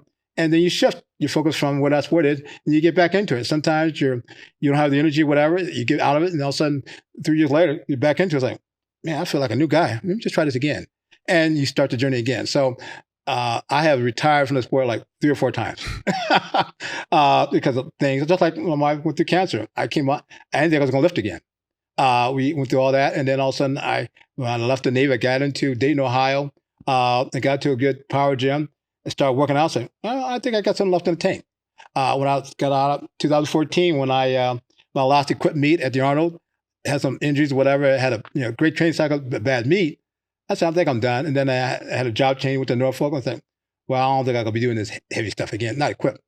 And then by April of 2015, I got the bug again. I said, do the raw. And Matt and Susie Gary says, well, if you want to do this meet, you got to do something. And I did a little bit. I did okay. And then the following meet, I got better. And then also a year later, I hit the open squat record. If you told me at that meet in July of 2015 that a year later I'll do the open squat record as a master, no way. There ain't no way. There is no way. But each step on the journey, I saw progress. I didn't overdo it. So as long as you don't overdo it, you keep it simple. And so that's hard as a young lifter because we're into the social media, and you see people what they're doing as a young lifter, and you don't know what their journey is that, well, if they're doing this, well, I got to do this, and I can do this. Can I do this in 6 months? Well, you can try, but 9 times out of 10, it ain't going to happen. Right now, when you came into the sport, powerlifting wasn't well known. If you told somebody you were a power lifter, they thought you were an Olympic weightlifter, right? Exactly. And now it's if you tell them a power lifter, they know what that is. Exactly. Over this 40-year span or more, yeah. What are the positive changes that you've seen in the sport? I would say that the growth of we call raw lifting, it's amazing because if you said someone was squatting 1,000 pounds, you think that they'd be, had full gear, the wraps and everything. There's no way you think someone could be raw squatting 1,000 pounds. And so raw lifting shows a true test of strength. Mm-hmm. I think also the rise of a lot more athletes getting into powerlifting. It used to be the guys who could do other sports get into powerlifting. Now you got athletes from soccer, whatever. And so they have that training background from other sports. And when they get into powerlifting, all of a sudden they take off. And so that's why you're seeing some really good elite lifters doing very well in a short period of time. The other piece of that is mastering lifters who are masters 40. I used to think when I was, when I started in the 20s and the 30s, that once you hit 40, why are you lifting? I mean, you're not going to do anything, and your body, you're going to fall off a cliff because you think you're basically like a professional football player. By the time they get to late 20s or 30s, they're kind of like, they're done. But as a master lifter, some people get in as a master lifter and they do exceptionally well. There's a lady who just started 3 years ago, Michael Harris. She's a little known lifter, but she just won the equipped bench press a couple weeks ago at the Worlds. But her journey. She's a handled pets, dogs. She's a veterinarian. But I do seminars, and so she started being almost 300 pounds, 340 pounds. And then she, through diet and nutrition, her own plan, she got down to 180, and through working out. And she said, "Can I do something more than that?" I said, "Well, let's do powerlifting." And she got into the sport powerlifting, and she now is a competitive powerlifter, being on a couple of national teams. Went to North American Powerlifting Championships the last fall, her first international meet, and now she did her international meet as an equipped lifter and took first place. So seeing people, the fascinating part is seeing basically people who are just from, they had no experience with powerlifting, who are professionals in their own right, get into sport, and because they're dedicated, because there are other aspects of their life, they just crush it. Now, what would be some of the downsides that you've seen over the last 40 years? Well, I think this split up the different, as I want to say, the different sports. I mean, it's way above my pay grade, but it used to be back in the day, you only had one big federation, and everybody come one, come all. Mm-hmm. But now you got so many different federations, it's kind of hard to figure out who's the top guy, which is, it's all right. But I think for the young lifter, you got to find where you think you can be most happy at, and just keep it simple. And so I don't know when it's going to ever correct itself, but it's just the way how things have evolved. And I think it's just hard to, especially for a young lifter, trying to figure out where to go. Because you don't know what you don't know. And unless they find a coach or someone to say, well, this is what I recommend for you, and you kind of work that. But once you get a little more maturity, you can kind of figure out your own way you want to do that. But that's the part that I, from all my years when I.P.F was the guy, was a team, then became 80 at PA. Okay, we're good. Okay, we got one big, and then they split up, and then you got product. So you got different stuff. And so I'm not into the politics. It's just that from the athlete standpoint, you had to pick somebody. You got to pick somebody, and you had to have winners and losers. You wish everybody could, all work together. And so at one time they had an event called the Raw Unity. Remember that? Mm-hmm. And I was there a couple of years, and that was the whole to bring the Raw stuff together. And so it was. I looked at myself and said, I did that Raw Unity stuff too. Oh, yeah. I mean, that was kind of the start where Al Ryan was talking about. Yeah. Even before that, there was a New England Record Breakers, which was a Raw meet. Yeah, you're right. And then it went into the Raw Unity. Right, yeah. And I had Jeremy Hamilton out here, and I think he did all of them. Did he? Okay, yeah. All 8 of them or something like that. Because he wanted to win it. Yeah, you're right. He just kept staying in it until he could be able to win it. Yeah. And, that kind of found there where the one thing with all the federations that, people don't realize is, You know, it's not as bad now as it was a decade ago, and you'll know what I'm talking about. To where, you know, this federation was against this federation. Right. That's kind of all kind of dissolved and kind of went away. Where that's not that big of an issue. Where people during that time, what I wish they would have understood is the lifters are in the federations that they're in because they're training with people who are in that federation. Exactly. So they came up. Like if you came up through the USAPL, you're probably going to stay in that. Exactly. If you came up in the APF, you're probably going to stay there. Right. Because that's what you came up through. That's what you know. That's all the people you know. Yeah. Yeah. And it's not necessarily that lifter's choice. Right. Right. It's just how they were brought into the sport. Right. So you're criticizing a lifter on their choice, but it wasn't, it was just a default thing that they fell into. Had it been another gym that was USAPL, right, maybe they would have went there, or vice versa. Exactly. Has nothing to do with all that. But one of the things I've seen, at least over the past probably 5 or 6 years, is that animosity just kind of went away. Yeah. And I don't know if it's because there's so many federations now that nobody knows who to criticize. Well, I think people, because lifters are making their own choices, so now it's just gone to a steady state. Mm-hmm. Like you said, you know, 3 years ago when this breakup between USAPL and I.P.F, that became, people were very emotional about it. Mm-hmm. I understand, because people were invested in it, and I had to make a choice like less than an hour about that, because when I found out was I was on the USAPL master team going to the World Champion. We had a month out to go, and I had to get my passport because I had to get renewed, and because it was COVID, take a while, and I got my new passport in the mail the day this announcement came out, and I was pissed. I was like, I had trained, I got the tickets and everything. I was like, man, and so I got this text message from John LaFame. He's a master lifter, but he had already moved over to U.S. Virgin Islands, and so he said, call me. So I called him and says, well, this is what's going on, because I don't play on the drum. It says, I already moved over, but this is what's happening. I said, well, what I need to do? Well, I'll call Gene Bell. So I called Gene up, and Gene kind of gave me the lowdown. Says, well, if you want to go to the World Championships, you got to go to U.S. Virgin Islands. I can get your slot, but you got to tell me. It was like about 3 o'clock in the afternoon. I said, well, I figured I had a couple of days. So I worked out. I get home by 8 o'clock. Gene calls me up. Have you made a decision yet? What are you talking about? Dave, you don't understand. You need to make this slot. You make the decision now, because I got other people who want this slot. I said, oh, okay. And so in a moment's notice, I said, okay, this is an opportunity to go to the World Championship. This might be my last one, and let's do this. And so that's what I did. And so I had a great time. And it was at the Eleco factory warehouse. And so they had, you know, they had part of their showroom set up for this event. They had it was a part of the dream. They had brand new equipment out of the box for warm-ups and also for a training area. And then they had a small, area for the venue. So you had the open, I was in the Masters. But it was awesome to kind of everyone to get together. And because it's COVID, everyone had to do all this stuff. And I thought to myself, I said, well, I'm not getting paid to do this. No one's paying my way. So I need to figure out what goes for myself. And so things have, settled out. And so now things are, with Powerlift America, some other things. So I think I hope things will come back, to a steady state, but it's just the nature of things going on. And so lifters are making their own decision based upon if they're they want to stay local, whatever, they might do the USAPL. If they think they want to do a world championship, whatever, then they may do Powerlift America. So, but everybody has to just make their own choice. Based upon where they train at, whatever. So nothing is wrong in either federation, wherever it is. I think lifters got to figure out what happens from there, because at the end of the day, it's about understanding your own journey and where you want to be.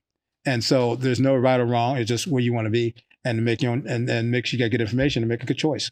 I've said this several times to where one of the things I love about powerlifting is that I'll use the example of Raw, when Raw started, exactly, that kind of went against the best interest of all the companies that were a part of powerlifting. Exactly. Right. And they weren't happy about it. Right. Anybody that was around during that time knows they weren't happy about it. Yeah. But the lifters decided against the people that basically supposedly run the sport. Exactly. So in any government, if the government's making all the decisions and not listening to the people, it's not a good thing. Exactly. But in powerlifting, the people have the power. Exactly. I don't think they understand how much they really have that power. Yeah. But they do. Yeah. Because the sport went against all the corporate interest. Exactly. The tradition, everything else. To be raw. Right, exactly. And so the lifters decide. Yeah. And they are not forced, right. coerced, or anything like that. It's it's a beautiful thing. I just wish more really understood that because they can complain about whatever issues are going on in whatever fed or whatever it is. You can just leave. Exactly. It's very simple, and just go find a place that you have fun. Exactly. And run the numbers from there. Exactly. Were there any topics you wanted to talk about that I didn't bring up? No, I mean, you hit, no, I think you hit all the key things.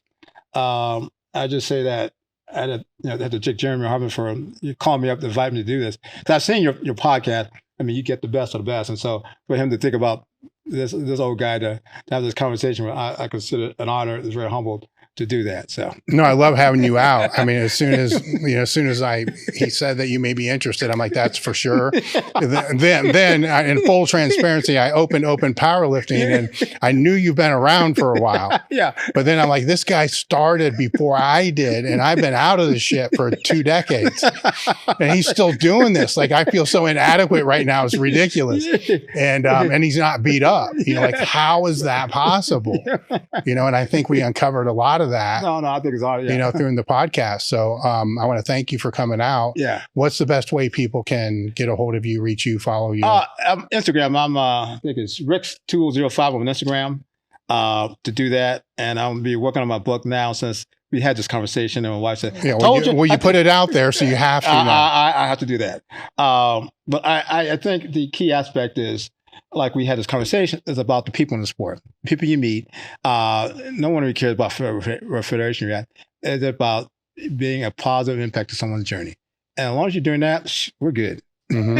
Yeah. And it's always, thinking back, it's always been that way, even when, the strife between lifters and different gear or whatever it was going on. If you stuck them all in a gym, to train, because I did it many times. Exactly. They all got along. Right. Yeah. So I would wonder, like, where's this coming from? Exactly. Yeah. Like, who's making all the noise? Because it's not the lifters who are at the best of the game. Yeah. They just want to they just want to have fun. They just want to have fun, and they respect the sport. Right. Which was an interesting thing. But I want to thank you for coming out again. Yeah. It's been great. And we're done. Thank you much. This is awesome. Hey guys, if you like and want to support the podcast, remember we have limited edition items. These items can range anywhere from t-shirts, tank tops, sweatshirts, cups. You never know what you're going to get. Check them out at www.elitefts.com. Hey guys, real quick, we realized that something ridiculous, like 80% of the people that watch the podcast don't subscribe. So subscribe to the channel and make sure to check out the description for more details on the guest, links to their pages, and give us a few days, but the show notes will be there. Or not the show notes, the timestamps. Hey, we're just rolling with this thing right now.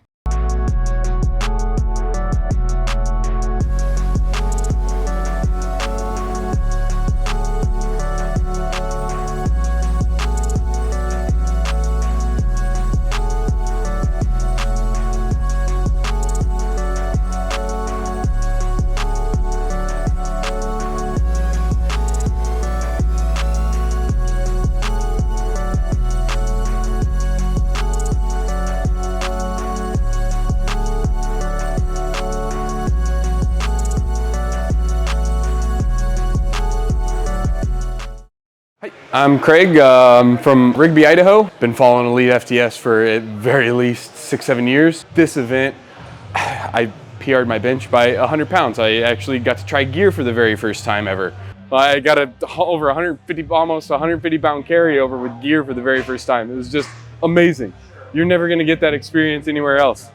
I mean, nobody has a whole rack full of extra gear to be able to try. It's just unbelievable. I joined the Discord server just because of all the information that's out there, all the different form checks, all the ebooks. There's even giveaways on it. They give away different blemish bars and the knowledge. I mean, I'm never around anybody that really likes to talk training for hours and hours and hours on end. This event is absolutely chock full of people that want to do nothing but talk training. It is the most amazing event I've ever been to.